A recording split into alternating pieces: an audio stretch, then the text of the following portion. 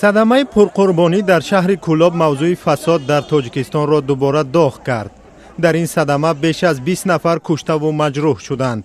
مقامات گفتند ترمزی ماشین بارکش از کار مانده با سرعت ماشین های سمت مقابل را پخش و دو خانه را تخریب کرده است. میتواند رونق رفوج خود را یابد.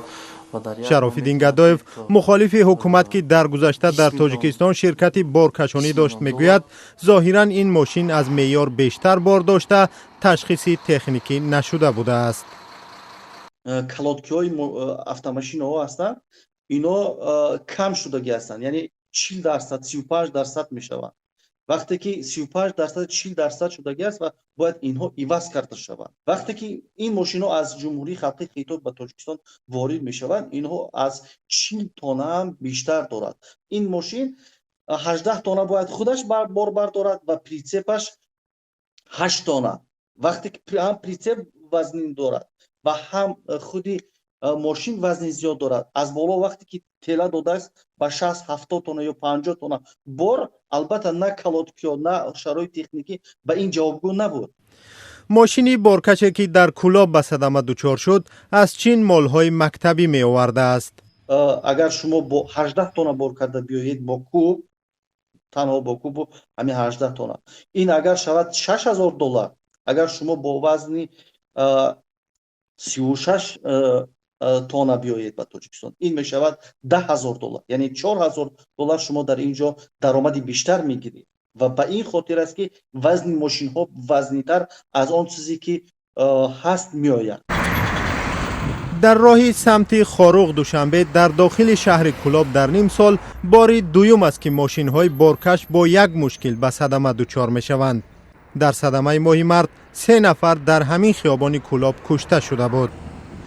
راننده های سابقه دار می گویند راهی نیشبی طولانی که از ناحیه شمس‌الدین شاهین به کولاب می رسد باید تغییر یابد. وقتی در دوره شوروی بود مثل اقوای 14 اسکاتا مثل اتوبوس‌ها را می بردند، نظارت میکن، تفتیش میکن، با جواب میدادن. مسئولیت سخت بود. اونجا پست‌ها باشه، باید دیدبانگاه‌ها باشه، نظارت کنن، مثال نبونن بوریگران بار کنن، راه را ویران کردن، همه را مثال پچق کردن، بوری وزمین بار میکنن. یکم سببش همیه که بار وزمین ترمز نمیقفه. در تاجیکستان به حساب میانه هر روز تا 3 نفر در صدمه های راه کشته و نزدیک به 10 نفر مجروح می شوند. کارشناسان ریشه اصلی صدمه ها را رشوه‌خواری گسترده می دانند. ببینید وقتی گرفتن گواهی رانندگی، وقتی گذشتن از معاینه تکنیکی، وقتی در راه مثلا با کارمندای نظارت دولتی اتومبیل روپرو میشد یا بده یا که همون گایی، خب در همه اینجا چون رشوه میتید و میدوند که راحت میشد.